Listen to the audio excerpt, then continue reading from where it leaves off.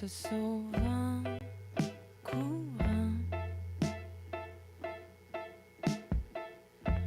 Les filets de confiance que devant nous on tend se changent en nœuds coulants. Mais c'est beau d'encore y croire. C'est beau, mais je suis fatiguée de tomber de haut.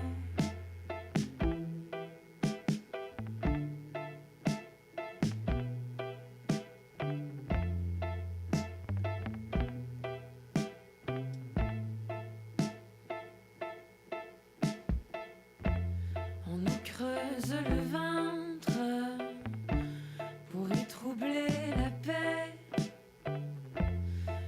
On nous y jette après. On sale nos blessures, on se joue dans la plaie. Elles ne guérissent jamais.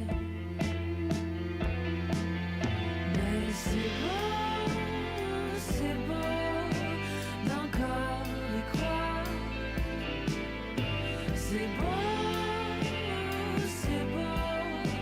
mais je suis fatiguée de tomber de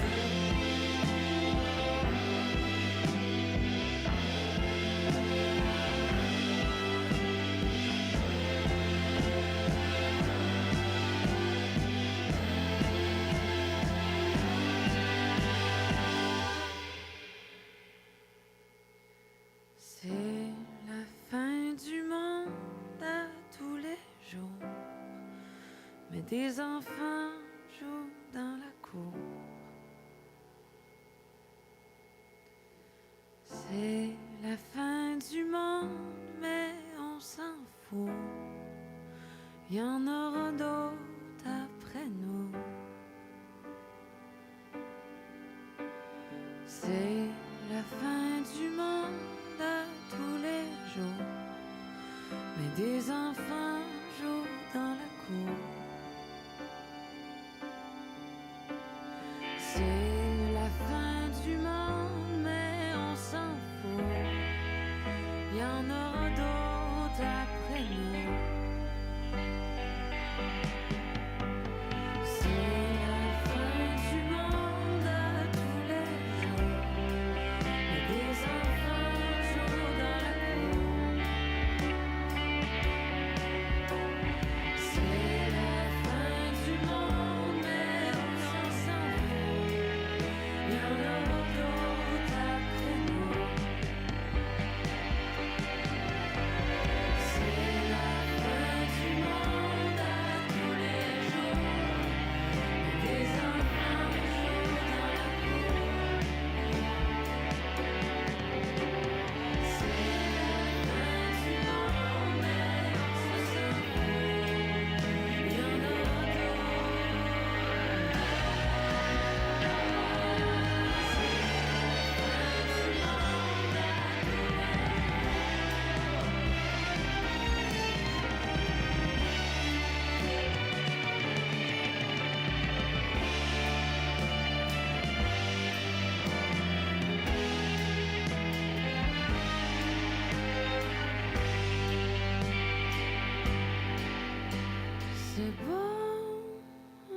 C'est beau d'encore se croire,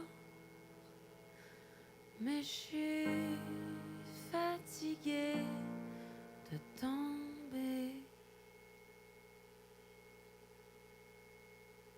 Les cheveux au vent tu joues au rythme de la mer. Tu n'as pas à t'en faire sur l'île à 25 sous. Tu lances des cailloux, se perdent dans l'eau claire. À ton tour tu te perds sur l'île à 25 sous.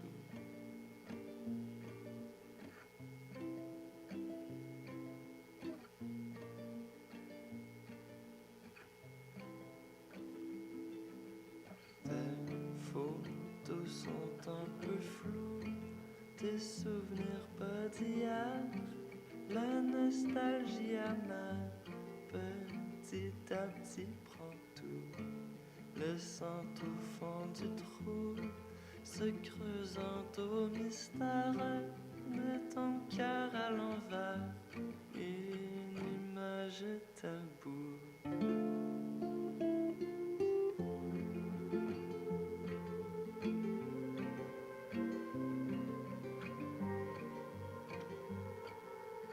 Un silence à rendre fou laisse place au tonnerre, tu contrôles les éclairs, il pleut à boire debout, et comme ça d'un seul coup, le bonheur se déterre, le reste est indifférent, reste tu t'en fous.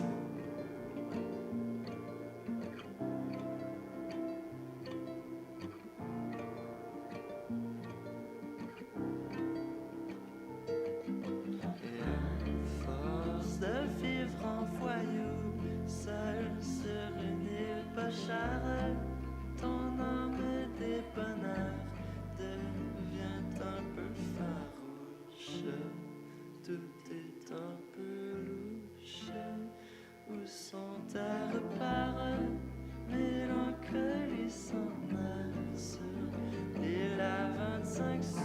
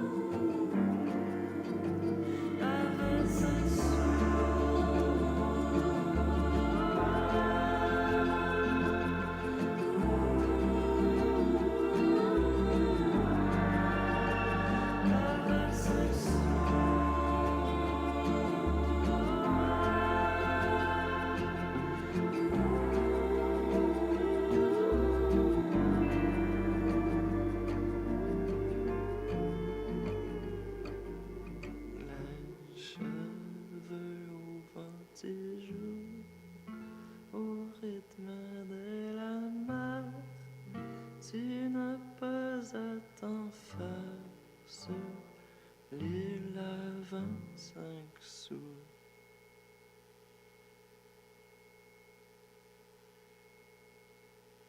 Na, na, na, na, na, na, na, na.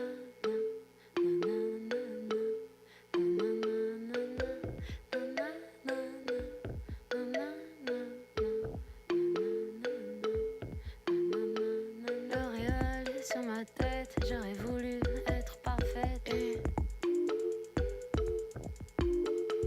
comme ces montagnes le sang, le fleuve à l'horizon et sur la route, sur la vague, dans l'angle aigu du zigzag. Stop la vanne, il faut qu'on s'arrête. J'ai envie de me baigner ici. Café sans se pose pipi. Prends le volant comme c'est pas permis. En avance, DJ astrolabe. La plupart du temps sur le Google Maps. Les philosophes pour la discussion. Les backbenchers pour le roupillon. On ira jusqu'au fjord. J'aurai plus aucun remords. Et je sais que là nous attend un glacier de 3000 ans. Balai, bébé, beluga. Imagine-nous déjà là. Le soleil sur ma peau. L'horizon, rien n'est nouveau. Ma peau sous le soleil, et pourtant plus rien n'est pareil. Si j'ai brisé ton cœur, emporte-le ailleurs. Loin d'où je suis, la fin commence ainsi. J'ai brisé ton cœur, emporte-le ailleurs. Loin d'où je suis, la fin commence ainsi.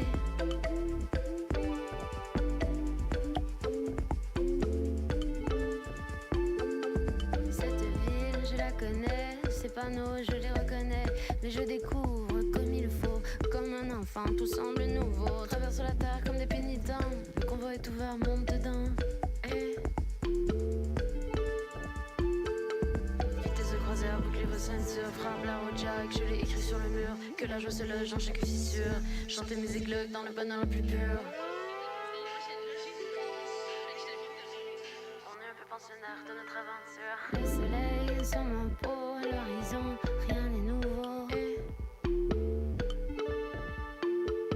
Ma peau sous le soleil, et pourtant plus rien n'est pareil. Si j'ai brisé ton cœur, emporte-le ailleurs. Loin d'où je suis, la fin commence ainsi. J'ai brisé ton cœur, emporte-le ailleurs. Loin d'où je suis, la fin commence ainsi.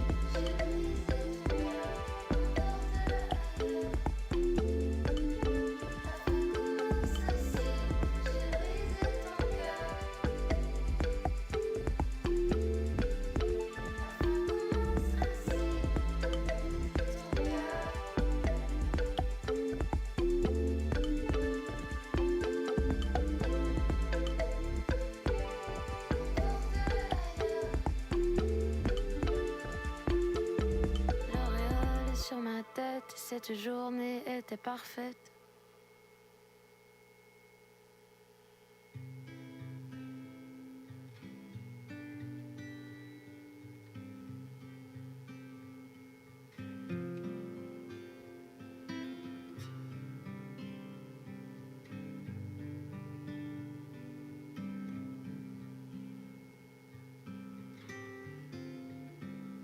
I've been waiting for you to come home. Pull back the covers, warm up my toes, and dance with me tonight. Unlock the door and let me see. Can be as bad as you tell me. Let me love you I will tonight. 'Cause I can only tell you what I know. You must find your way back home. Promise will remain the same for me now, even if the sun burns out.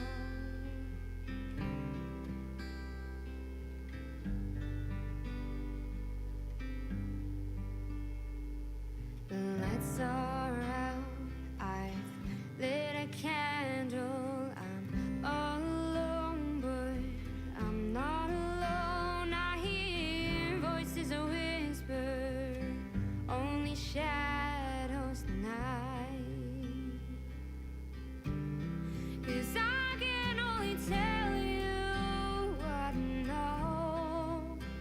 You must find your way back home. Promise will remain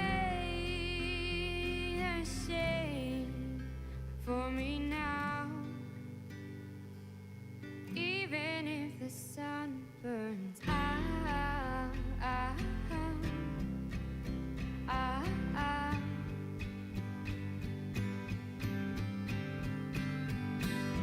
Some say till death do us part, but never will we fade out like the moon or stars.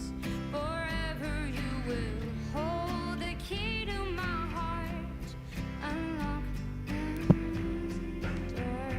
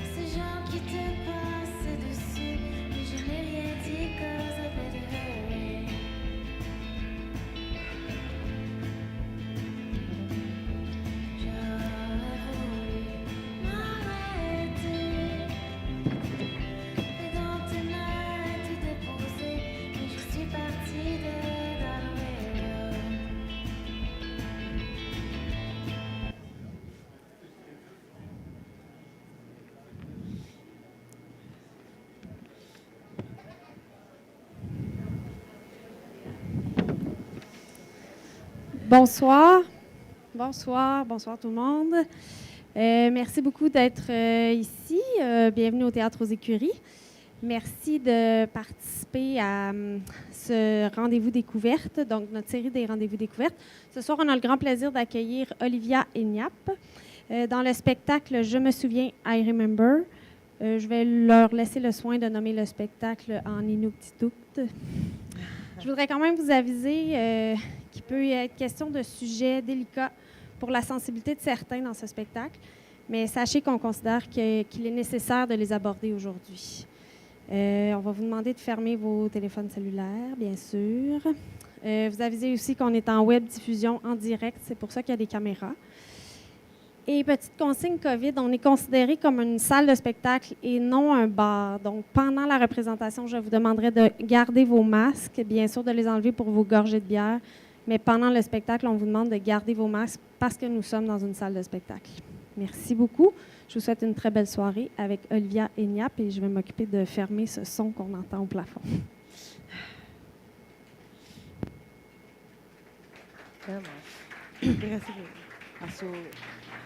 Acknowledgement. Matang ito. Ugit ito. Ugit ito lang. Unukut ilun na sinak umiherat si ulume nans ila Niap nguyunga una ila ka Olivia Ikey amiswalo ratsi nakok mero matun na honga herat si ulun unno. Je voudrais seulement vous remercier d'être venu en aussi grand nombre. Est-ce qu'on m'entend? Oui. Ça fait plaisir de voir des visages et j'aimerais prendre le temps de reconnaître que nous sommes sur le unceded territory des Mohawks et on est reconnaissant d'être ici, d'avoir la chance de performer sur ce territoire. Nakuk mi kilun na si hayrat si isi mainan nakuk satu utakani na titawata takwa hot na shoni Mohawk no na karim mau nakuk satu utamani na kaya ilitsinilo takore nakuk satu iksiralat sutalo. So thank you everybody for having us here. I just want to thank the original people of the land for allowing us to be here and to spread education about the indigenous issues and realities. So thank you very much for having an interest in that and for coming to see us. Et merci au Théâtre des Écuries de nous permettre une plateforme justement de parler des choses qu'il y a 50 ans étaient considérées illégales.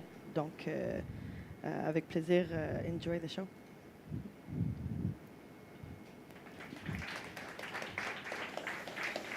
Let's take a little breath.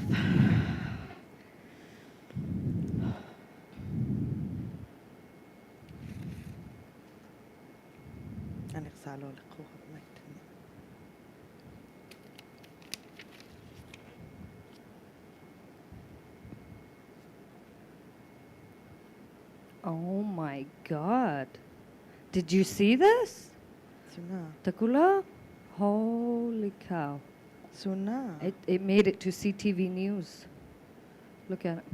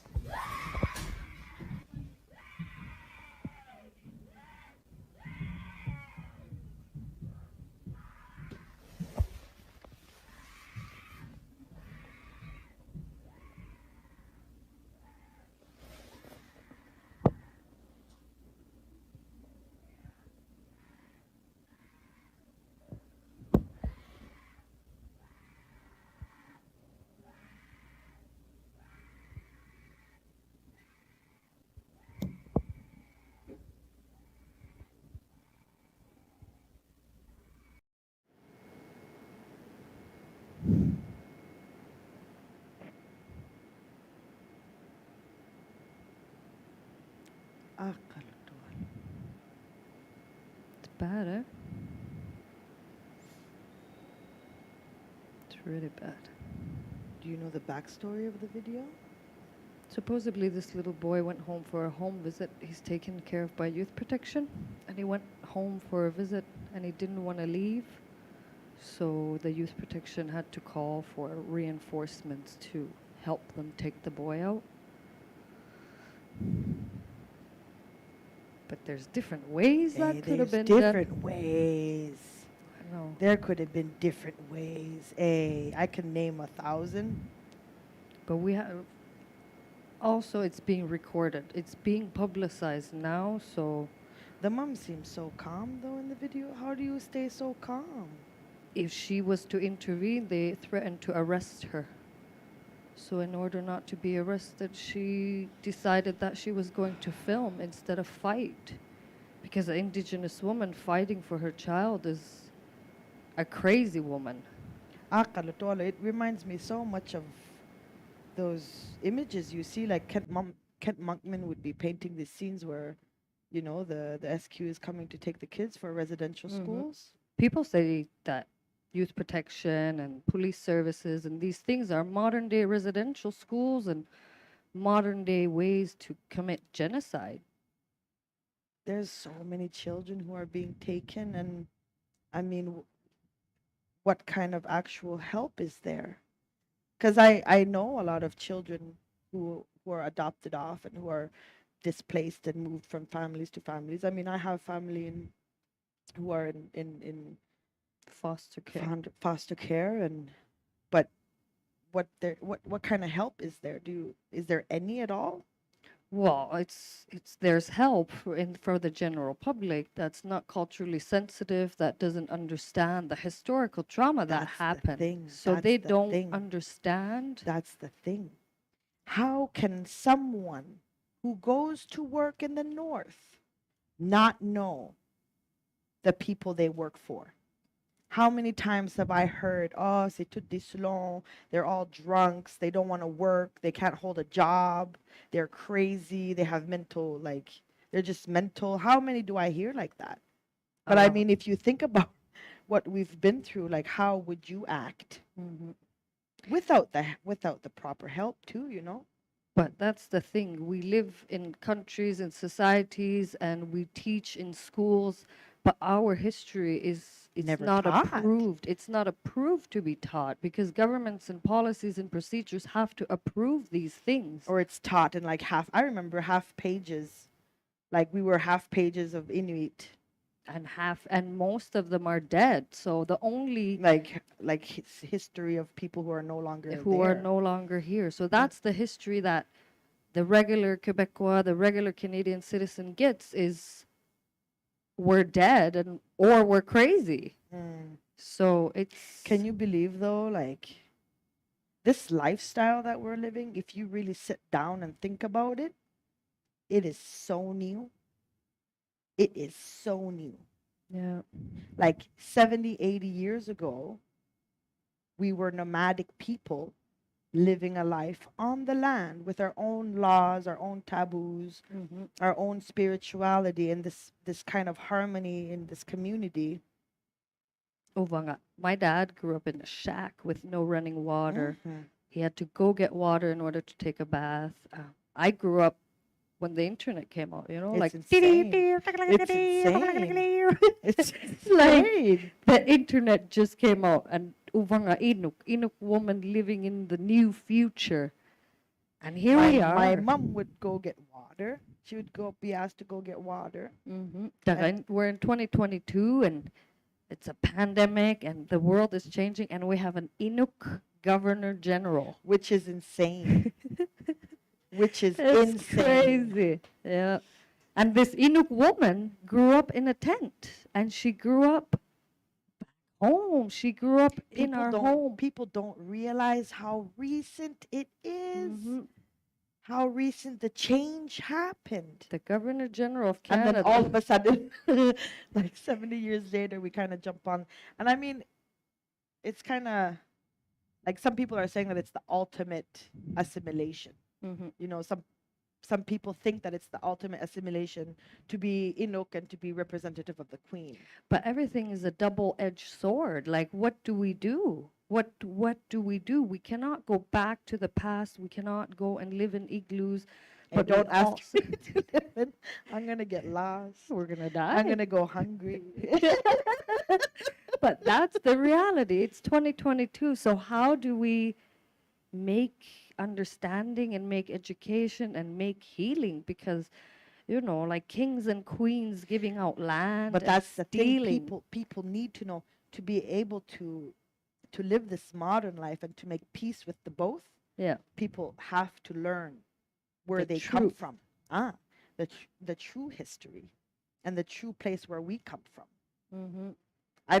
I know that myself, when I got educated on like what trauma is, I got educated on where Inuit came from and our history, it changed me. Yeah, me too. I never. I mean, I'm still learning, the history, but Yeah, but that's the thing. So much was taken, so much was given away. This king guy. I don't even know who the king guy is, but he gave the land. He gave Quebec to his cousin Rupert. He's like, here, Hatuk, here's the land. no way. And they were just like, yeah. So in 1912, Nunavik became Quebec.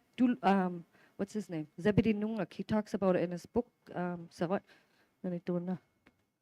He talks about it in his book, Wrestling with Colonialism on Steroids. Quebec Inuit fight for their homeland. And he talks about his grandfather was a 13-year-old teenager. He says, Quebec gained jurisdiction over this territory in 1912, when my grandfather, Tulugak, was a 13-year-old boy. But the crazy thing is, even though they got the land and they called it Nouveau Quebec, they never tried to help the people. They never acknowledged that there was people. But in the 60s, they decided that, hey, there's resources. We're going to start a Hydro-Quebec dam. Oh, wasn't it that from Le Maître Chez Nous movement there? Yeah, Le Maître Chez Nous. They came up and they were like, hey. And René Lévesque, René Lévesque showed up with turkeys. Frozen turkeys, and he was giving them out to the Inuit. What are you gonna do as an Inuk in the igloo with a frozen turkey? I don't know. Use it as bait. But the thing is, he was like, if you come under Quebec, if you, the people, decide that you want to be a Quebecois citizen, you will never be hungry again. And this was his promise. Oh, is that why we get turkeys every year? I think so. I don't know. You're lying. The oppressed become the oppressor. The colonized become. So every year, Inuit get turkeys and shrimps, and we're super grateful. But there's a history to that. It's come from pain. And I guess as Inuit, we've made it something of our own. At least we have ovens now. Yeah. Well, you can actually cook the thing. Yeah. But I mean, it all comes from places, right? Mm-hmm. For so many years, we were identified. What is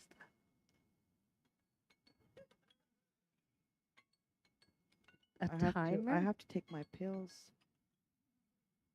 No. I just recently got diagnosed with borderline personality disorder. It changed my whole fucking life. Yeah. My whole life. Yeah. But we're I'll just take them. suffering I'll just take them later. from that. So they gave us turkeys and they were like, we're going to take care of you, but you're going to be under natural resources.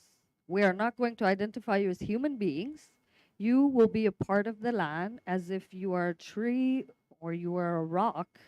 So Quebec came in the 60s and they decided that the people of the North are natural resources and they must. Until when? I think we were added to the Constitution In like in the 80s. 82. Yeah. I read that somewhere, 82. My mom was 18. 18. I was born in 86. Yeah. Can you believe? We She were- had no human rights until she was 18. Yeah. It's crazy. It's completely crazy. And that's the thing we have. Because I remember your grandma. I remember her having a picture of the queen Yeah, in her room. She had a picture of the queen above her bed. And I never knew who this woman was. I but remember that. I remember finding it like, oh, that's kind of.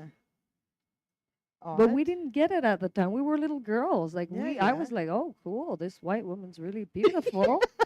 Okay. Only later, years later, did I realize that my Inuk grandmother respected and lived by these colonial rules that were given. But I don't know if she noticed at the time. I know they felt the displacement and I know they felt the pain, but And I the don't, loss, of colonial. they didn't have words for it. Colonialism was not a word.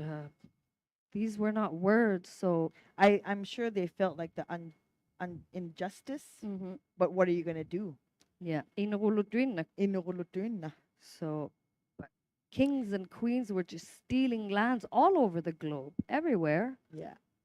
But didn't you write something about that? You wrote a really Yeah. beautiful poem. It was called Land Loss. I love it so Yeah. much. I got like goosebumps. I the wrote first it time. when the I first learned time. the truth. Yeah. How does it go again? Man. Man. Uh-huh. I remember writing that. Hollow stumps, deep roots, forgotten. Tall, strong, and proud, knelt down before the crown, land loss. Foxy, moxie, traded for leisure and luxury, priceless. Children laugh and children cry. Where is their home? I think I don't even know how I wrote. I don't either. I remember we were sitting down. What was it like? You wrote it. It was then a you just, school like, assignment. and then you just looked at me and you're like, "Oh shit, I wrote something." I didn't even know what the word moxie meant. It's I didn't even know if insane. it was a word. It's But insane. moxie means like determination Yeah, I and remember. grit and like having And I remember. perseverance. And moxie, foxy, moxie, traded for leisure and luxury. It's just so good. Yeah. The day you write your first book, because I discovered you, I want it to be dedicated to Niap. Uh-huh. Una. Oh, You no. write- you I'm write going to that. dedicate it to my grandma, to No, everybody. you're gonna dedicate it to me because I've been pushing you to write. So that's it. That's all. I decide. I decide. But it's just kind of, I don't know. Like we talk about this all the time, Mm-hmm. and I don't think, like we realize the effects it has on us. I don't think we realize the effect it had on our grandparents. I remember my grandmother like walking into her place, and I saw her weeping, crying. And I asked her, "Sound suyo baby, what's wrong?" And she explained to me, she says, I miss my way of life. I miss the freedom that I had, the independence that I had. But my children will never go hungry, Mm-hmm. is how she ended her thought. And again, a double-edged sword. Mm-hmm. It's always Because it did cause a huge amount of pain. And I mean, complete loss of identity. What do you do if you're no longer allowed to be who you are? It's crazy. They just didn't lose the land. They lost their way of life. They lost their communities. So many of them were displaced. They were moved because Relocation. they wanted to make sure they could have control over them. They killed the dogs in order to make sure Hey, there's Inuit don't stories. leave. There's stories of men going to the trading post to get things that they needed by dog sled. Mm-hmm. And remember, like Inuit lived kind of on the land Far. far from these trading posts in the beginning. And when they walked out, they would hear gunshots, and then they found all of their dogs dead. And they'd have to walk back to camp. Which could take days. Weeks. Yeah. And that And- was done by cops, by RCMP, by And there's like governments. a ton of people who don't believe that. It's just like folklore or like ancient stories. Yeah, but it's so close. But they even lost their names. I know. The name of our people, which were so important and So complicated to pronounce is Mhm. what the but problem so was. beautiful. Right? But that was the problem. They got tags, the necklaces. I know Yeah. that my mom remembers her number. Da, da, da, da, da, da. Yeah, my dad has tags, and I got it tattooed on me. I got an Eskimo identification tag tattooed on me to represent the loss of my people. But the government said it was for good. They were like, we're going to take care of them. We can monitor them. We can list who is who and make sure that this person is at the right hospital. But at the end of the day, people are still looking for their family buried in Ontario, buried in all over Canada. Unknown name, unknown. Unknown. My grandma, my saunik, my namesake, I have her name. I carry her name. Her real name was Uhutak. Uhuta. Uhutak. Uhuta. And it's a hard name to pronounce, right? And when the colonizers came, they thought it was too complicated to pronounce. And this is the story of all elders. Yeah. They gave them names. No, from this day forward, your name is Lizzie, Mary, Maggie, Tommy, Joseph, Jimmy. Abraham. Yeah, very biblical names. Right? And like last names. Like my great grandmother's father was Abraham. They gave him the name Abraham. So they gave her a name Nora, son of Abraham. So Nora Abraham is how she ended up having her name. And then my grandmother, Lizzie, ended up marrying my grandfather.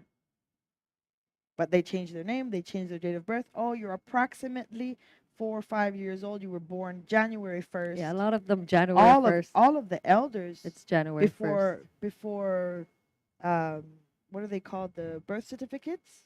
Well, you know that. Yeah. They just gave everybody January 1st. Yeah. And pick a biblical name out of the box. Here's Joseph.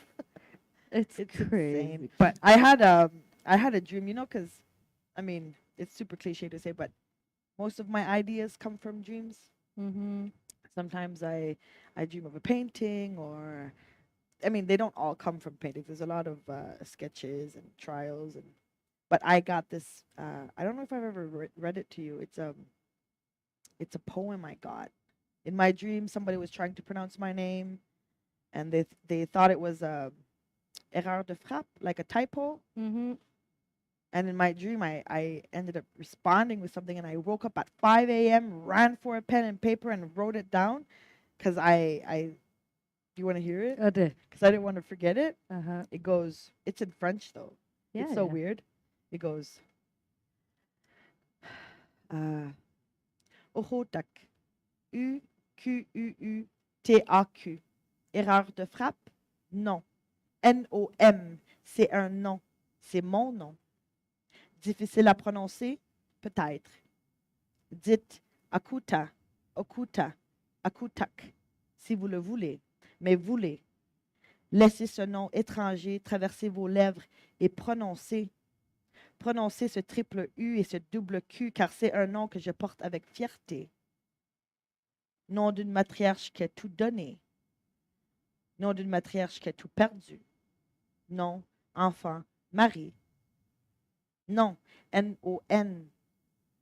Elle a tout gagné, car je porte son nom et je vis. I know.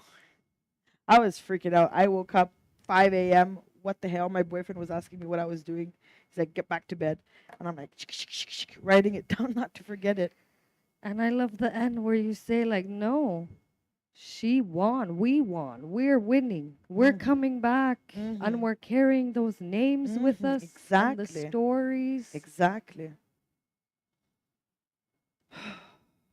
Our poor grandmas. They struggled, man. And we struggle in We the new struggle. world. Hey, we struggle, man. Because then, what does it mean to be Inuk today?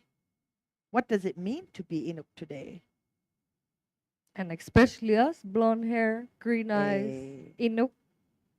I went to a residency in Paris for a month. Every day for a month. They thought I was just some translator, translating for the other artist. And then when they found out that I was the artist, they would look at me and say, no, you're not a real Inuk. Where's the real Inuk? He's a real Inuk, pointing to Matu Siyetuk. You're not a real Inuk. And I was just like brand new in this like art world, and I was like my first real time going outside of Canada for my art. But what is a Okay. real Inuk? What is Right? you want to see me hunting and They like, told me actually because I did ask them because at like towards the end I was kind of getting a little bit more confident. I asked them like, what is a real Inuk, and they would tell me I live off secondhand information. I didn't live in the igloo. I live of stories of people living in the igloo. oh my So god. that made sure But that I that's wasn't a real such a Inuk. Western concept. I don't find culture is about where you live or what you eat. It's about really the values of a person. It's about the connections to the community, to the land. Like I speak Inuktitut perfectly. I'm very lucky. I'm so privileged that I speak my language.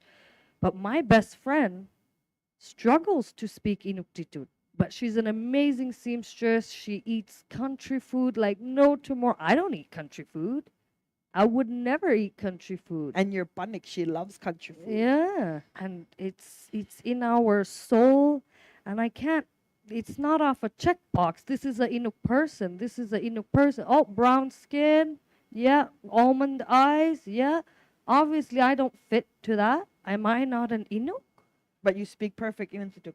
Whereas I can eat country food like nobody's business. Misirak, I'll drink that. It's so good. Fermented Walrus fermented fat. fat. Fermented fat. I'll drink that. I'll drink it. But I don't speak Inuktitut like I used to. And every day I struggle with that. Like being, and like I'm not Inuk enough to be home Mm-hmm. in Nunavik, but I'm not white enough to be in the here. city. It's hard. Where do you fit? We have to make it fit. We have to make it fit. And this the truth is coming out. It's coming out super slowly. I know that a lot of people didn't believe the stories. They were so outrageous. And then 215 came up. The 215 babies that were found. And there's so many more that are going to come up. They have searched, 10 schools so far out of 130? So the truth is coming out, and our truth, the truth of our people that they have been screaming for years, is being validated. It sucks, but And that's the thing. It's finally coming out. Finally, people are believing us. But fine, you finally believe us. But then what now? Like for the trauma, for the survivors, for the survivors, what do you? Okay, I'm sorry. Hey, sorry. Then what? Then what? There was this guy that I was working with. He's originally from Inuktitut. He came down here to work, and he was doing really good, doing a really good How job. old? Young? No, older man, and it was his first time living in the city, and he moved down here, and he was doing really good. He was climbing up in the organization, and then when 215 came, when the 215 children were found, it hit him so hard. Like a trigger, eh? And he disappeared. He stopped showing up to work. He stopped answering his emails, and nobody could understand. But stereotypically, oh, he's drunk. It's another native that just disappeared, without realizing that these babies triggered his trauma. And now his memories. and now he is on the street as we speak right now in Montreal.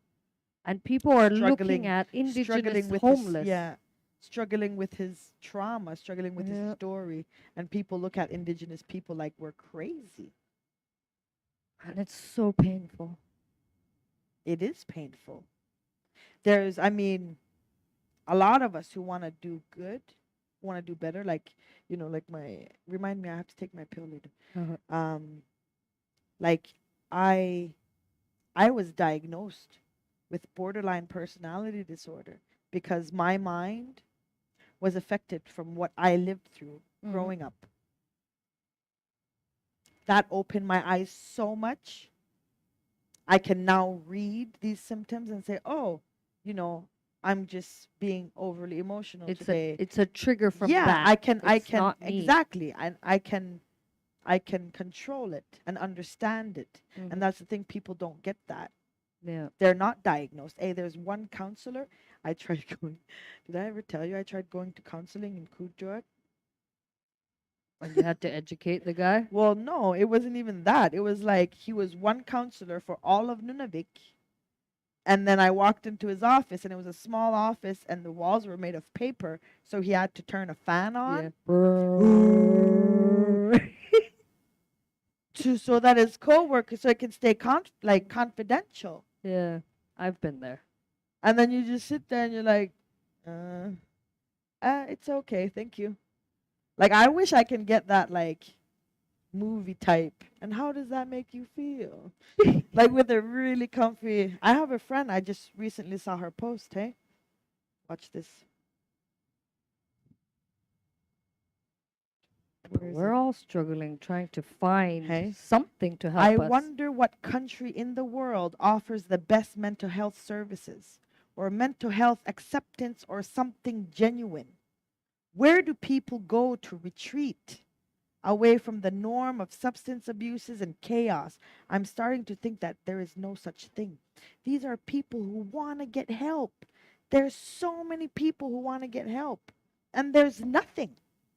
Like what was his name? Your friend there that quit his job. He just disappeared. He's gone, and I haven't heard from him. And I'm scared that it's going to be another story of another Indigenous person dying outside. He was homeless. He didn't want to work. It's his fault. Without understanding where that came from. It just keeps building up. I was thinking of him, and I was thinking there's more babies to come. There's more unidentified graves, and it's going to build up and build up. And one day I was really feeling his pain, and I wrote this poem. I had to stop my car at a grocery store. That's how I write my poems. I don't write them. They come to me, and then Right? we have to stop the car. Stop the car! I'm going to write a poem. So I wrote this poem, and I titled it Build Up, because it's just the beginning. It's going to build and build. Exactly. And there's so much trauma that has to be recognized. That I wrote this poem. How does it go? The more and more little bodies they find, they build up into his mind, releasing demons within his spine, replacing sermons with wine, hiding behind the benign. Oh, I like that. Hiding behind the benign. Because that's what like a lot of people are doing, right? Like, oh, I don't want to talk about that. It's too much. It's too much. Why are you being so negative? Yeah. Why are you being so negative? There's a time and place to talk about such issues. Yeah. But Where? when? And that's why like these things Where do you talk about it? at home. But we have to make space to talk about these things. This is not just us at home talking about these things. We need to bring it somewhere. We have to bring it somewhere, and change has to come from it. Mhm. We have to stop thinking that therapy is, only in the movies, and we have to stop thinking that medicating is the solution. Mhm. We have to stop thinking that Inuit are just a bunch of drunks that don't like to go to work. Imagine being ripped out of your family, coming back not speaking the language, not knowing how to live off the land, and then being told to work 9 to 5 Mhm. and like living atrocities, because there's messed up stories about babies being thrown into furnaces. But nobody ever believed I read a it. book from Rita Jo, and she talks about how she remembers smelling the flesh of Babies. it's insane. But it's time. I think now is the time. The world is shifting. There's a lot going on, and I think Indigenous people, us Inuit, we have a voice now. Mm-hmm. And we have to find it in all different ways. Like Louis Riel says, the Métis leader, he says, his people will sleep for 100 years, but when they wake, it will be the artists that wake him up. That's good. And I think us doing talking and doing education seminars and you painting and us doing this And your poetry. it's going to wake up people. It's going to save my daughter. It's going to bring a better future for future Inuit. And that's what I'm scared about is what is the future Inuk? When we're struggling so much with knowing who we are today, am I French? Am I Inuk? Am I allowed to, go to the theater? Am I allowed to go see museums? That's not the Inuk way. I mean, But it's 2022, and I think us keeping hold of those traditions, those connections, we go back home every single summer. When somebody asks me, where are you from? I identify Aullayivunga. I'm from Kuchua. But when I ask my non-Inuit friends where they're from, they're like, well, my mother grew up in Toronto, and my father's from Montreal, and then my grandmother was from New Jersey, and but where are you from? They don't have a place where they are from. And I find that ouch. And I never realized us, we have a place where we are from. We are from the Nunat, the land, and we have to go back every summer, every spring. I have to. There's this, and I don't want to sound like super cliche. Don't tell anybody I tell you this, but I feel like I get energized when I'm home. Mm-hmm. Like the land has energy and I can feel it. It does. It's palpable and my ideas come from it. Mm-hmm. But at the same time, I had to leave home. I left home too. It's sad, but I had to leave home because of everything that's going on, because of the truths that are being silenced, and I couldn't be silent anymore. And I came down here, and I'm living in the city, and it's you a got your culture little shock. house and I'm living like the fake suburban, with it's your crazy. pool in the back. Yeah, and you're putting mulch, planting trees, and then cutting them off when they're getting too long. too bushy.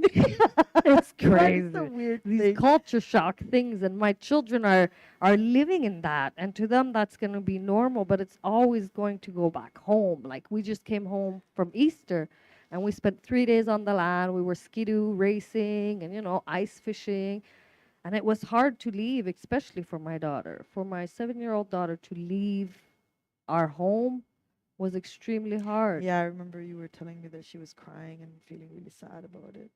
But later, we're going to have a place in all worlds. And us, we're struggling even more because there's the French, there's the English, and then there's our culture. And we're not going to go back to igloos, and we are not going to fully go back. But how do we bring all three of those into... There has to be a way Mm-hmm. where we can have a strong indigenous man who dealt with his traumas and his demons that goes hunting and fishing but looks good in a suit. Yeah.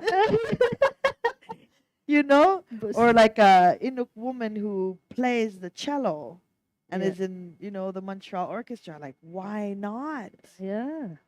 And bringing those cultural things, like people are bringing back throat singing, we're bringing back tattoos, Yeah. and we're modernizing it. So fitting into the whole new world as Inuk Kalunak with blonde hair and green eyes, and my French Canadian children who are also Inuk, it's hard.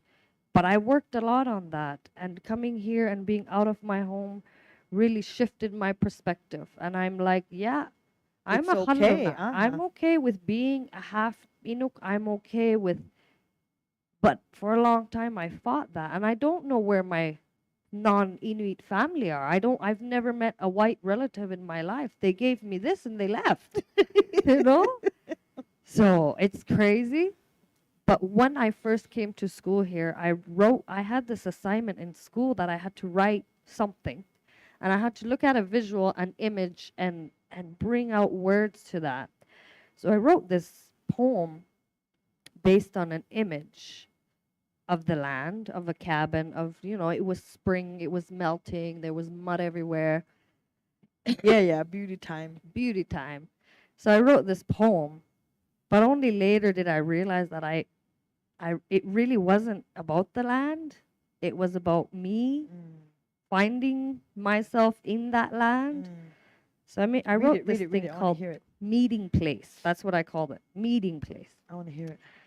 In a land so vibrant and so harsh, worlds collide. Meeting places are all around us. The soft blue snow meets the dark, muddy ground. Noise and silence meet in the echoes. The tall, dark trees meet the bright blue skies. The reflection shows both sides, the same, but somehow distorted and foggy.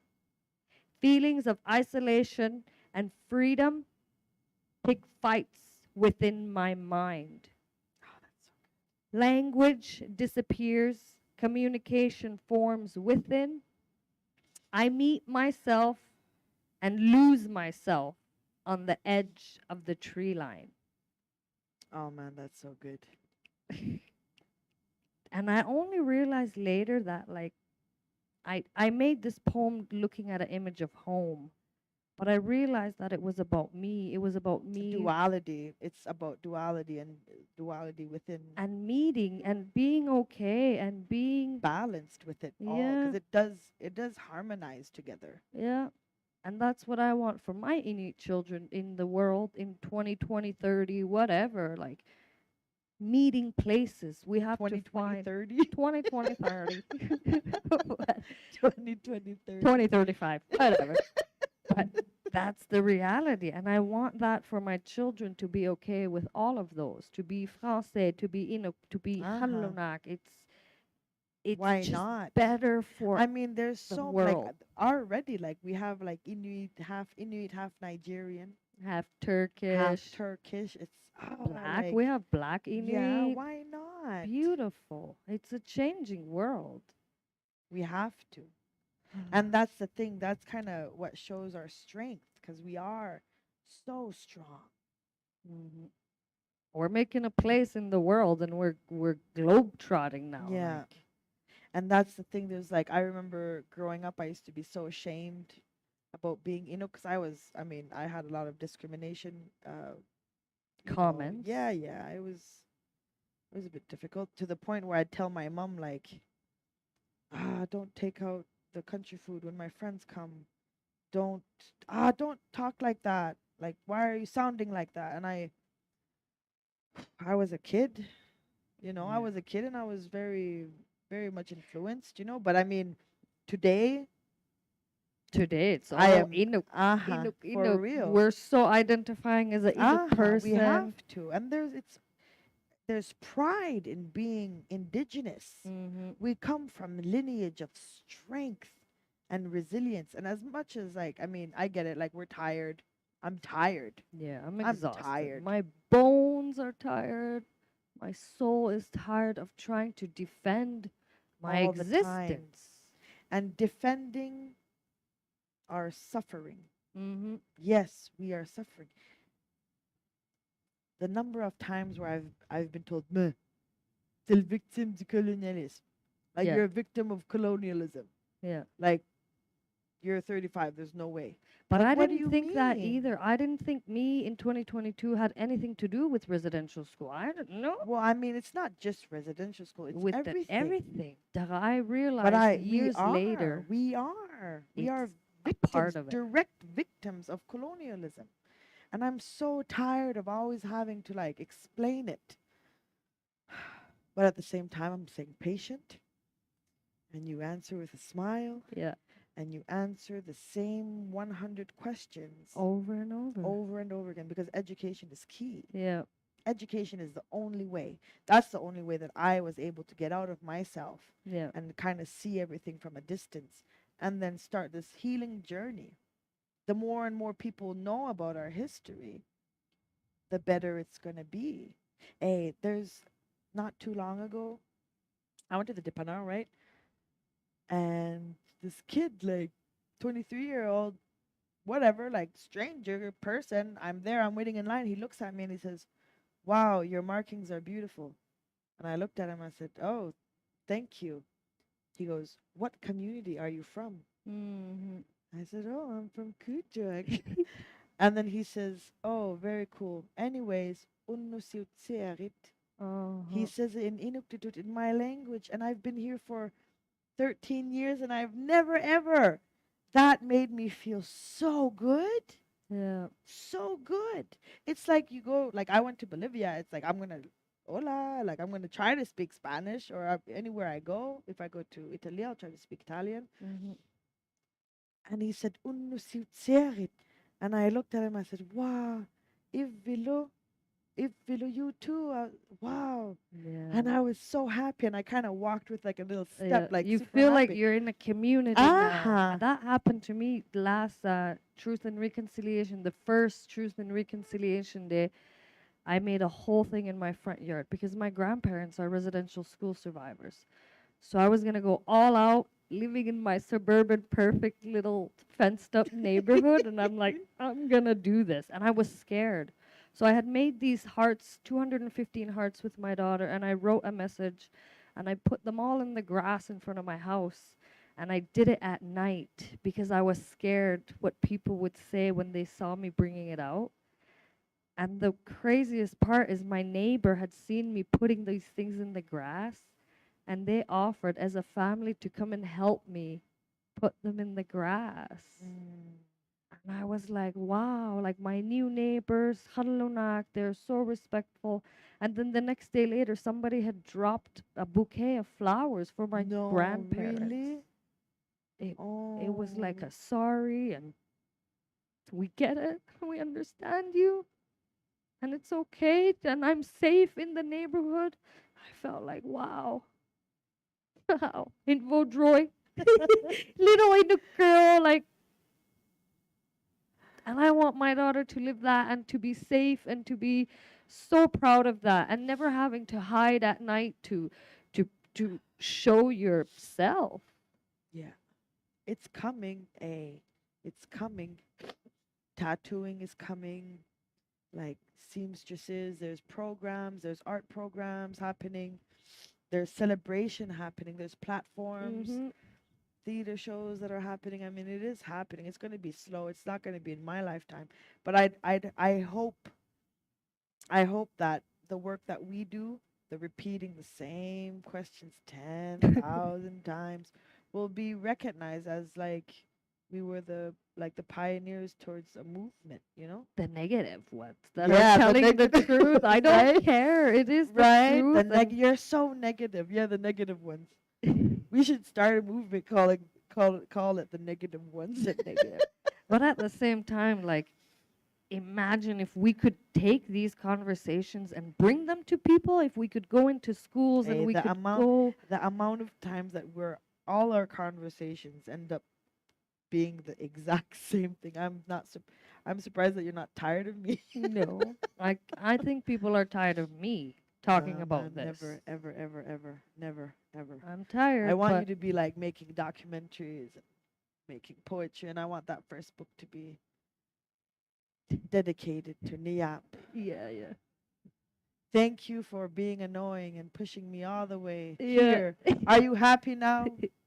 You got your words. And I want it signed. But it was hard to be back home and to write and to say these things. Like, we don't have the language, we don't have the terminology, or maybe we did, but it's lost. Yeah. So using a different language, using a different medium is so new, and I don't think I would have got this chance if I had stayed home.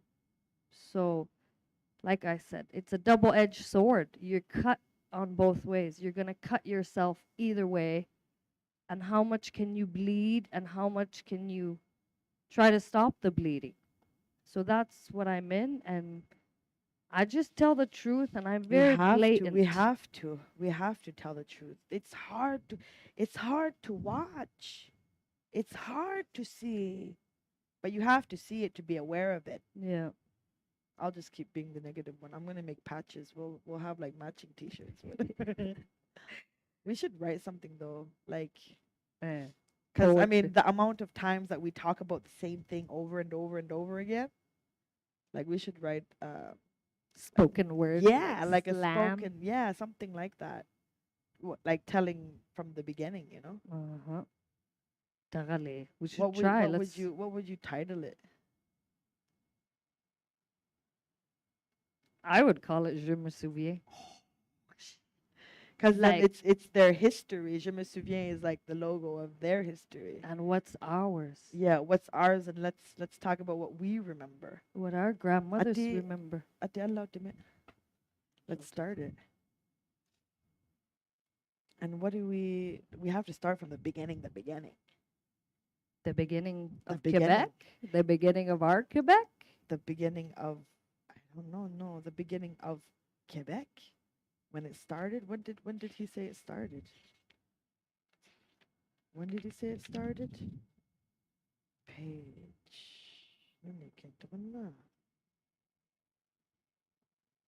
1912. 1912. Yeah. We'll start it at that. Ate. Let's do Ati, it. utulotto. Let's see. Let's try this out. Hey, you are looking mate. Yeah, you are little tape. Ati, we're gonna be like woke. We're gonna wake them up. Yeah, Ate, let's do it like in their face. It has to have like rhythm like that. Yeah. Ate, you ready? Like sometimes you do your thing and then sometimes I do my thing and then together we'll do some things. Like powerful. Yeah, let's do it. Ati, And try we'll that. have like the movements and everything. Okay. Ate. Like they do on TV. Yeah, yeah. Ate. Yeah, yeah. 1912, Nous sommes Québécois, from Rupert's Land to Angava District, NWT to Nouveau Québec. Mais nous ne sommes pas maîtres chez soi. See, that's the thing. Dulugak was only 13. Some king giving out things of other men, Never having sipped the tea of this land. unlegitimized jurisdiction over our millennial existence. Stamps of recognition given without dominion. Men led without restriction, following intuition. Blood and bone fed the souls for generations. The names we carry, we know we belong here. Now, House is in session. strange ways have taken place of tradition. Sit down. Cut your hair. Wash the dirty hands that were to feed generations. Shut up. Don't speak that unknown language. Aboriginality bulldozed and blasted. Conquering the high watermark of Hudson's Bay. Why, you say? Blatant exploitation of virgin territory. Ripe for the picking. But stop. Hold up. We're here. And We've always been here. guided by natural law, the land is pulsing through our veins. With centuries worth of memories, we thrive. But now we're in your way. So you pulled and you pried. Digging up what you desired. Rich, barren land free to acquire. But you underestimated such fire. See, we could not just sit aside, quiet and denied. We stood up, crossfire. Negotiations. Legislations, Lost in translation. translation, Litigation. intimidation, Constitutions. and dizzying documentation. Oops, you woke a nation. Now. Yeah. Is that right? This is you woke a nation. Okay, let's start from here. Let's start from here. No, let's start from here. Constitutions Okay, that was me, right? Yeah. Okay. Constitutions. and dizzying documentation. Oops, you woke a nation. This is a brand new generation. Now we ask of you, cease and surrender. Resilience has got me tender, tired but never ready to surrender. Because Even through a nationwide genocide, we rise. through political divide, We rise. Through assimilation and institutionalization, we rise. Faced with systemic racism, We rise. This is our truth, our whole truth, and nothing but our truth. And I remember, Aullayivunga. je me souviens, et maintenant tu le sais. That'd be kind of cool, huh? Something like that. I almost started crying too. It's tough. It's really good.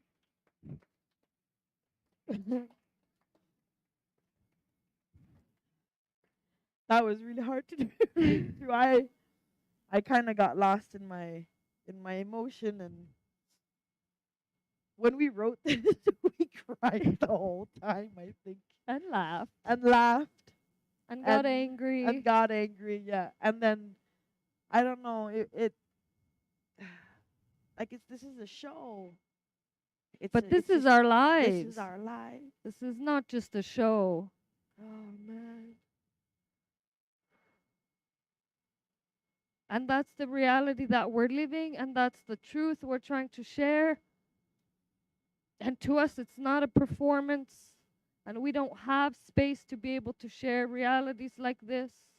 So, like, more and more, de plus en plus, il y a des espaces pour partager ces histoires, et on est tellement appréciatif. C'est vraiment, c'est génial, c'est nécessaire. And what we hope you guys take from it is that not that we're angry, or not that we're trying to be aggressive and point fingers. It's not about that anymore. What it's about is being able to be our allies. And what does being an ally mean? You have to learn, how do you help someone healthily without stepping boundaries, without being the savior, you know? But thank you so much for being here. I'm going to stop crying.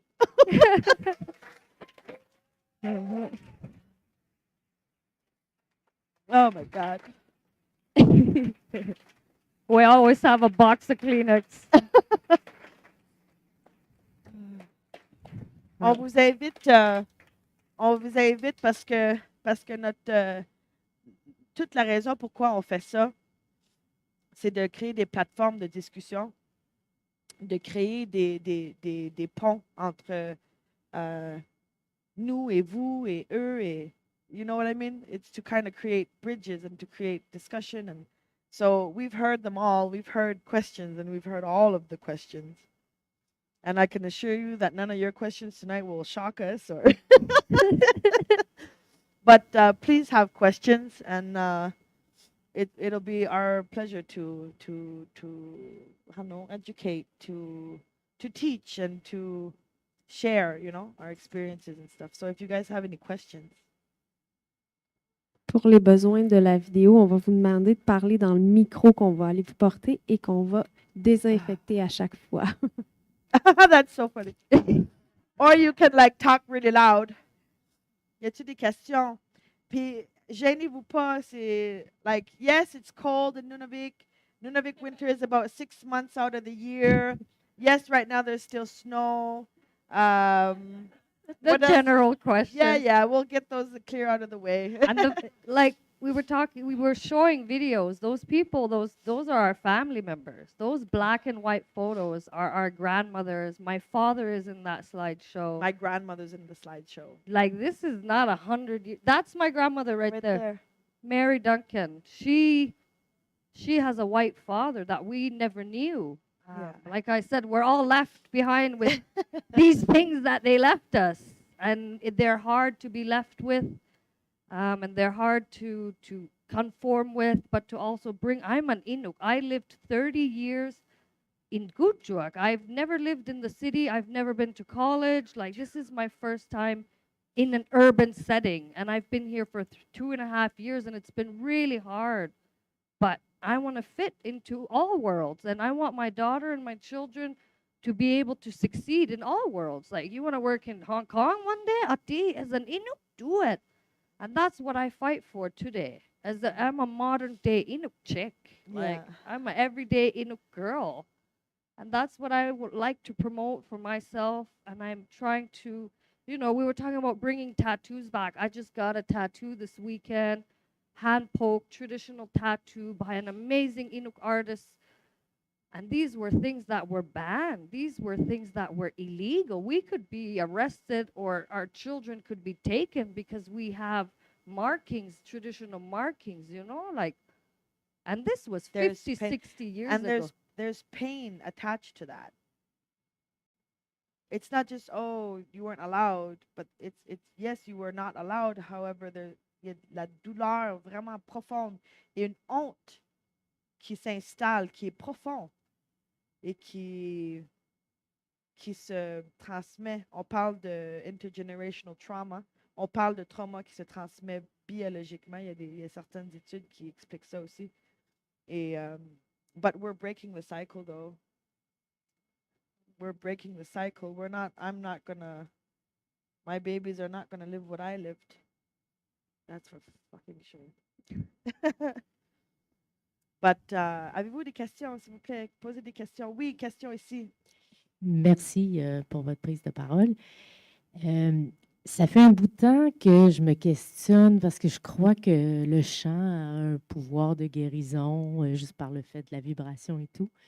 Puis je me demandais si c'était possible de créer des espaces où justement les gens pourraient se rencontrer pour qu'on puisse chanter ensemble et apprendre des chants traditionnels, puis participer, tu sais, une action collective pour guérir, parce que tout le monde a besoin de ça. Alors, Aperçuto. Ingisugo. Mami sabnit sarayato. Space mga where people can come together to sing traditional song and to heal. C'est sûr que on voit une sorte de guérison qui est presque pas automatique, mais qui joue un grand rôle dans la redécouverte de culture et de chants anciens, pratiques traditionnelles. Et il y a comme, avec une fierté, avec une découverte de qui on est, comme pas automatiquement, mais vient une sorte de sérénité. Et c'est sûr que de plus en plus, il y a des endroits où les gens peuvent apprendre le chant de gorge. C'est une pratique justement qui a failli être complètement perdue. On croyait que c'était des chants qui demandaient aux esprits ou comme un truc diabolique, là. Et c'est un groupe de femmes qui continuent à chanter à Pouvernetuk dans le Nunavik. Et de plus en plus, elle était dans les années 70 plus transmis. Et maintenant, il y a des programmes comme Après l'école qui apprend aux enfants à chanter. Et c'est sûr que c'est certain que ça aide, là. Mais si je connais des centres où on peut tous aller chanter mais moi, si ensemble. jamais il y a une idée de workshop, Oui, moi, je oui, viendrais oui. tellement. Je pense, en tout cas, j'ai ce désir-là. Ça fait longtemps que je pense. Je me dis, il faudrait organiser ça, que Ouais. tout le monde puisse Mais, venir tu sais, en même chanter temps, ensemble. oui, en là. même temps, tu sais, on donne souvent des présentations de chant de gorge, mais aussi on a les femmes inuites, on est très protectrices de ce chant et on a tous comme décidé que c'est quelque chose qu'on ne peut pas partager aux non-inuits parce que un peu We comme don't have it. Let Yeah. us get it back first Ouais. before we're going to share those things. Exact. Et puis aussi, c'est un peu comme l'idée du yoga, par exemple. Le yoga, au tout début, c'était lié à la spiritualité et ça a été un peu changé avec le temps à être plus la popularité and like the Instagram photo op. Tu sais. Fait que les trucs comme les chants de gorge et les ayaya et les drum dance, on les garde très précieusement, un peu like greedily. Et c'est correct, je pense qu'on a le droit de se le protéger, mais ça s'apprend entre nous, là. Ce qui est merveilleux, oui. Y avait-tu une autre question? J'espère que ça répond à ta question. Oui. That's so funny that they're spraying the mic. Olivia Ikey Uh, Duncan. Salut, Naku and Nathan. Maria Luc, thank you so much. Mhm. You guys are both beautiful. Thank you. Thank you for creating this wonderful space of healing and sharing. My question is, you both left Kutuak, and it's a form of loss in a way as well, and finding other things. How have you found your experience trying to create these spaces of discussion and healing, in Kutuak and up north, and how do you see that kind of going forward? How we've, like, in Kujuak, like in Or up Nunavik, north, these kind of Nunavik. talks, Yeah. they're hard. they're hard. Like we said, we're always the negative ones. We're the super negative. Or there's like very little participation. And it's hard because these discussions are not easy. Like my mother struggles, my family struggles, and you know, there was so much pain and disclosure, and everything was kept a secret, but we felt it, we feel it. And now that we're getting to know the truth, that we're getting to understand like mental health disorders and understanding.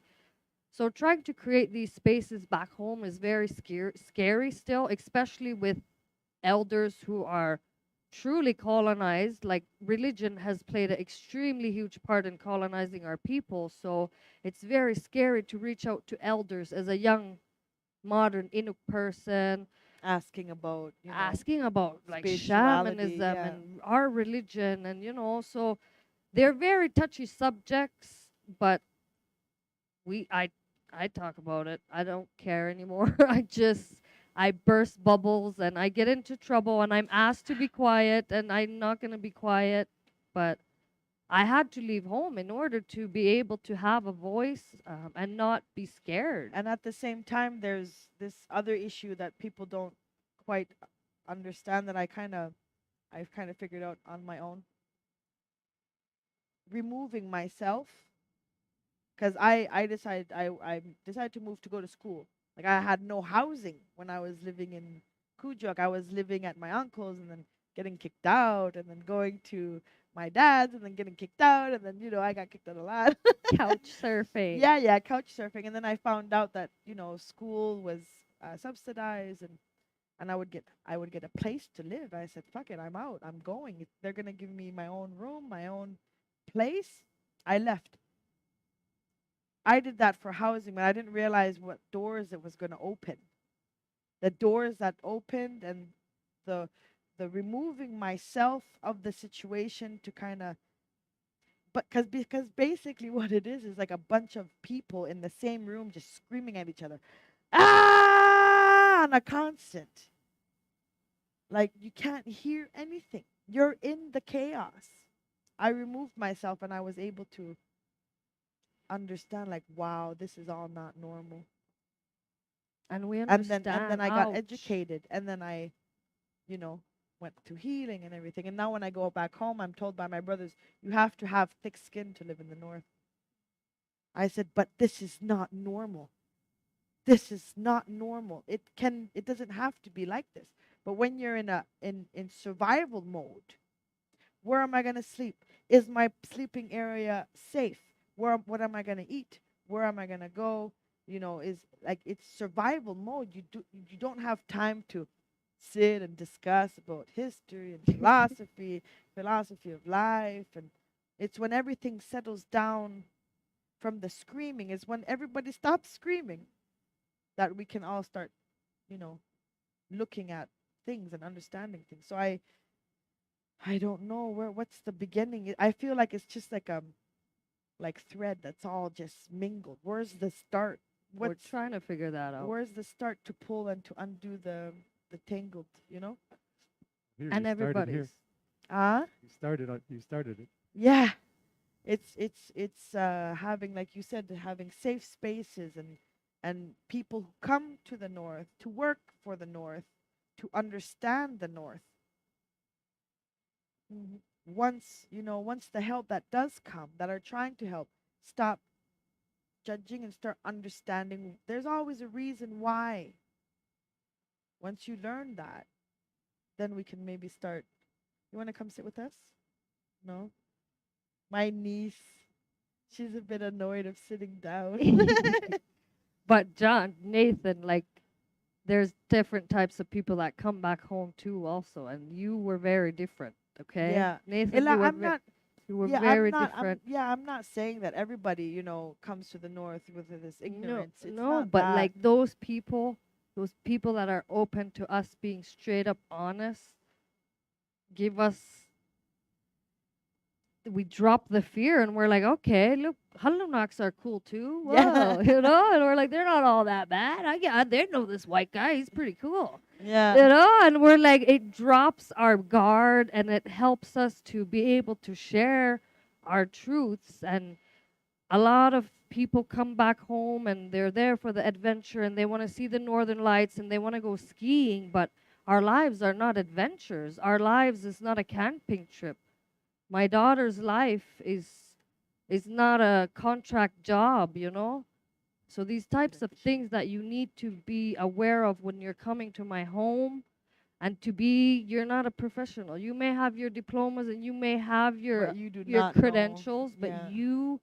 it doesn't work back home unless you have a connection with the people and you make trust with the people, because that There's trust too was much- broken. There's too much animosity between you and us, them and us. Like, we don't want to be part of the programs. We don't want to go like the non-Inuk way, Halunat way. Like, because we're afraid, like, from past, you know. So, like you said, I think that's a beautiful way to say it, is like you have to build one-on-one trust with the community you're working with, and then maybe you'll be able to help. We have a perfect example, like, you know, for yourself. Like, we all kind of stayed in contact. We all continue to work contracts together, even though you're not in Nunavik anymore. My friend from Aupaluk, she hangs out with her teacher, her music teacher, all the time. We all went to a concert. These are people who really make human connection, and Yeah. that's what Inuit are about. We want to have human connection first before I find out what your diploma is, because I don't care what your diploma is. You know? Yeah. A lot of the times when we meet new people that are not from home, they go, "Hi, where do you work?" Yeah. I live here. I don't work here. You know, it's kind of awkward, but that's what we get, and we have to educate them. Hey, not everybody's here just to work. We live here. People This is our live here. People are home. from here. And they're like, "Oh, because I'm a white girl, you Yeah, know, I they're look like really a white surprised. girl." So they're like, "Where do you work?" It's kind of funny. I tell them, because I'm an artist, like visual artist and performing artist, I just say, "Oh, I don't work," and then they're just like, "Okay, so what is it that you do in your life?" And I just color. Y avait-tu un autre? Merci pour la question. Y avait-tu une autre question? Oui, ici.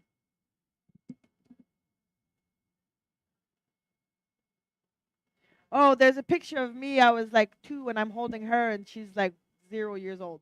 Yeah, That's how our friendship started. but we weren't friends as teenagers. No, not at She all.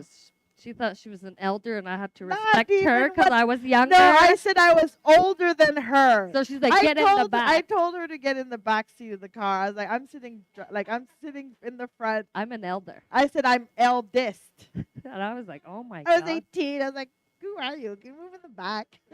She At- did. And now I've been with my man for 13 My years, cousin, yeah. which is his cousin. So we all just say we're cousins. We're Yeah. you know, we're family. We're Yeah. totally family in the end. And I get along with her more than I do my cousin. Like, I go visit her. I see my cousin like, hey, you know. But yeah, we know each other from, like, my mom and her mom are friends, and it's a small community. Kuujjuaq is the biggest community, and it's 2,500 people. And it's funny because, like she said, we were never friends, and then one day we just started talking. We're like, oh my God, yes, you get it. And then more and more, then eventually I was asked to do a performance, and I was kind of scared to go by myself. Like, what am I gonna say, like, without support? And like 2 weeks before the show, I was like, Uli, you're coming with me. And I've been trying to convince her for 2 years to quit her job and like become freelance artist, and it finally worked. She gave in her 2 weeks resignation, like 2 weeks, like 3 days ago. yeah, I'm jumping Yeah, and into the artist. and her book's gonna be dedicated to me. Is there another question? Est-ce qu'on a le temps pour une autre question? Oui. Maybe last one. La dernière question, c'est ça? I think we're done. One more. There's 2 more. There's 4 more. There's 5 more. Let's go. Going once, And ahead. going twice. Ici la question ici. Olivia, Niap, Hi. Maria Luc. Thank you very much. Uh-huh. It's the second time I have the occasion to see you perform together, and you're always so powerful. It's very refreshing, and this specific performance was just so personal on your process. So thank you very much for being so generous. You've been talking a lot about like the revitalization of some traditional practices as the tattoo, the singing, the drumming, and everything.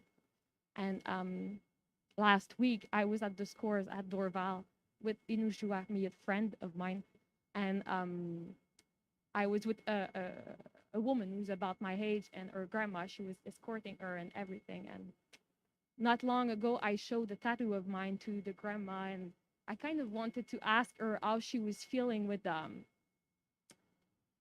the younger women who are bringing back the traditional tattoo, because I think that it's still a bit taboo maybe for the elderly who were very colonized, as you said, Yeah. Olivia. And it was kind of very hard to talk about that. And I don't know, I think the exposition that you did in Toronto, Niap, on the tattoo where you got tattooed actually was like very inspiring. How do you like start the conversation with the elder about this practice? Because You don't. You just kind of do it. You Oh, just yeah. show up with You tattoos and just be show like, up with look. tattoos. It's like it's permanent. What are you gonna do about it now? Yeah. No, for real. I have family members from that exhibition that I did who don't talk to me anymore. It's hard. The girl who tattooed me, she was saying it's better to ask for forgiveness than to ask for permission. So that's kind of what we're doing. We're bringing these things back. We're kind of doing it under the table, and then we're coming out, and like we're facing a lot of stigma from both sides. The Western world seeing people with face tattoos, you're not going to get a job. Nobody's going to hire you. My art teacher, I remember one time I said, "Oh," she says, "What are these markings?" And I said, "Oh, these are traditional tattoos." I said, "One day I'd like to get one." She goes, "Oh, no, no, no, no, no." You can't. And then she realized, I think she realized what she said and how quickly she stopped herself and realized like her limitations in her mind. And then the conversation kind of went awkward. And then she just kind of walked off. And But the tattoos are not just for beauty. It's not just for a marking. Like it really signifies your life, your achievements, your goals, and like you wouldn't leave a tattoo shop after you got a butterfly on your butt and you're like crying. Thank you so much. When Yeah. I got this tattoo and I was done, I literally cried. It Yeah. wasn't expected. I just felt like I did something for my grandmother. I did Yeah. something for my great grandmother. The things that they lost, I brought it back. And I'm sure my grandmother wouldn't be too happy with me having a tattoo. She was extremely religious. She did church and everything. But like I said, it's better to ask, like Aksanik says, it's better to ask for forgiveness than to ask for permission. And these tattoos were connections to spirituality. This was not about beauty, just about beauty. It was connection. And they say that when you pass on to the other side, when you are not in a physical form anymore, the way you find your family on the other side is through tattoos. You recognize your family by your tattoos. And when I heard that, I said, so what? We're not going to go to our family. We're just going to be alone, wandering, looking for our family members. So it's really more than just getting a tattoo. And people keep saying, like, you're not going to get a job. You're not going to be able to. It's not. It really opens you as a human, as an individual, and your strengths come out so much more. So you want to hire people with face tattoos. They're the most powerful people Yeah, ever. exactly. Amen to that. Yeah. Yeah. Hey, for sure, man. Uh-huh. So Une dernière question. Ici, il y avait une question ici. Oui. Thank you for that question. Hi. Thank you. I was quite taken by your story when you were talking about your neighborhood and how you were not sure to talk about your identity. And I was wondering if what context do you feel very comfortable, like activist kind of, versus what context do you maybe still hide somehow or try to passer inaperçu? Yeah. Mhm. So Hospitals. if yeah. Oh. hospitals are scary places, and I know I look white and I don't speak French. Je peux parler en français, but I'm not the best. So Give when her a I'm few going to a beers. hospital, you give me a few beers. I'm a pro in French. But I remember I had to go to a hospital and I was like preparing myself. Okay, how am I going to say this in French? How am I going to make sure that they don't know I'm an indigenous person first? I need to identify as a white person. Once I get to know that person, then I can identify as an indigenous person after I've scoped out the area.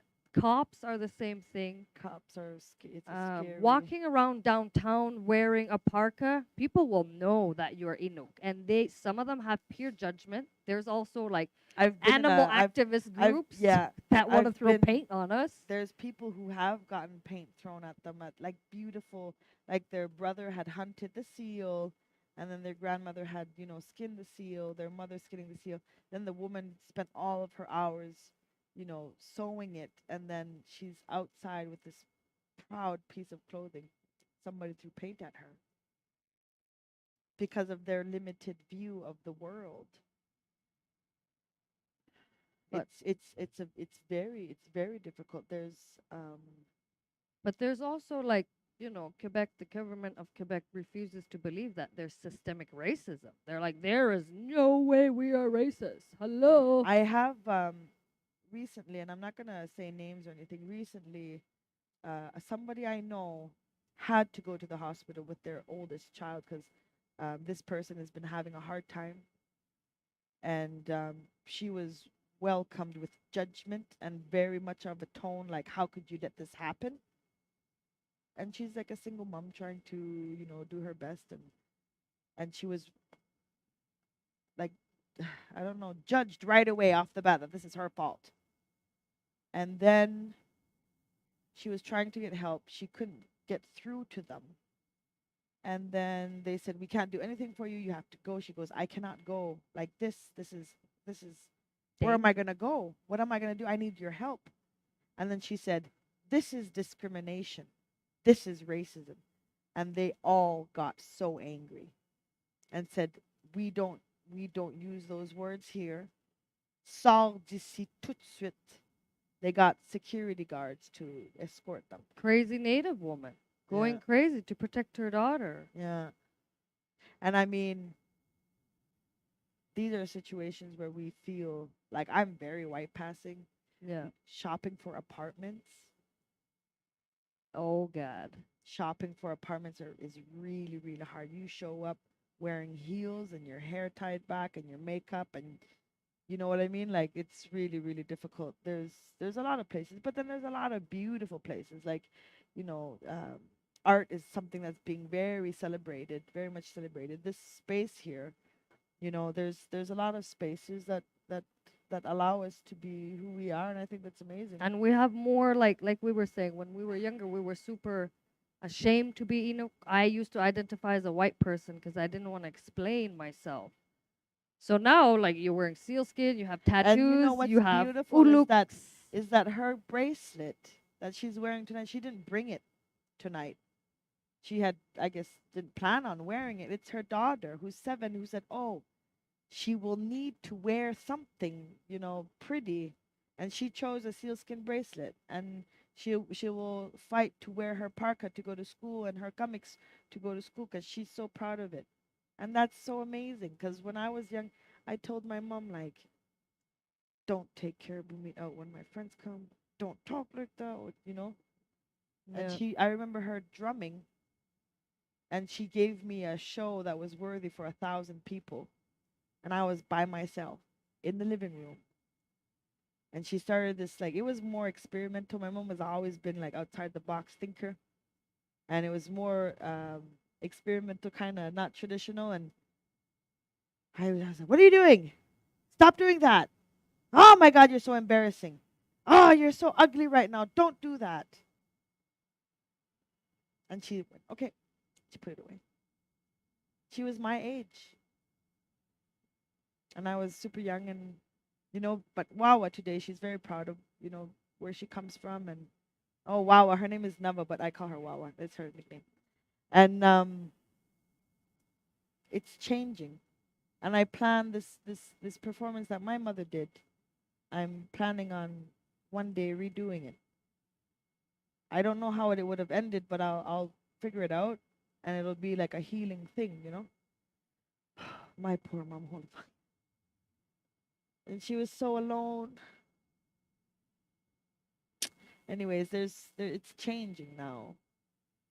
There's nobody who's gonna be able to shake me anymore. This pride that I have you can't move it anymore. Mm-hmm. Yeah. This means yes. Yeah. This means no. This means no. In Inuktitut. It's our unspoken language. But yeah, thank you all for coming and allowing for this beautiful discussion. Yay, thank you. Oh, we have to bow. Oh, yeah. We're supposed to do. Ade, Well, let's do the official one. Let's do the official one. Never mind. Thank you very much. Thank you so much. Oh. Nakong make.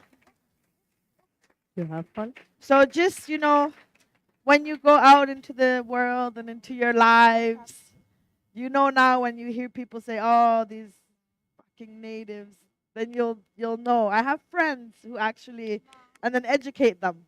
Yeah. Cool. Thank you so much.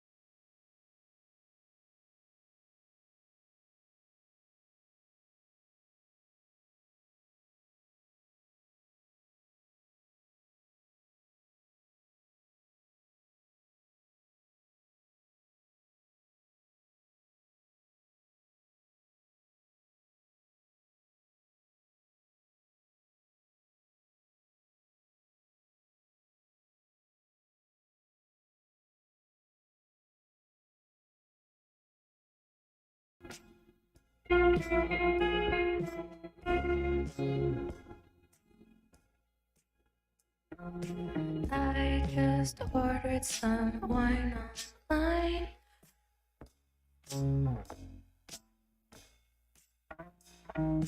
Don't think my face mask will do this time.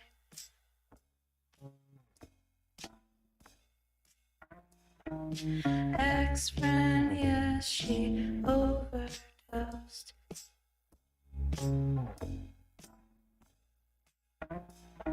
That's why I like to live alone.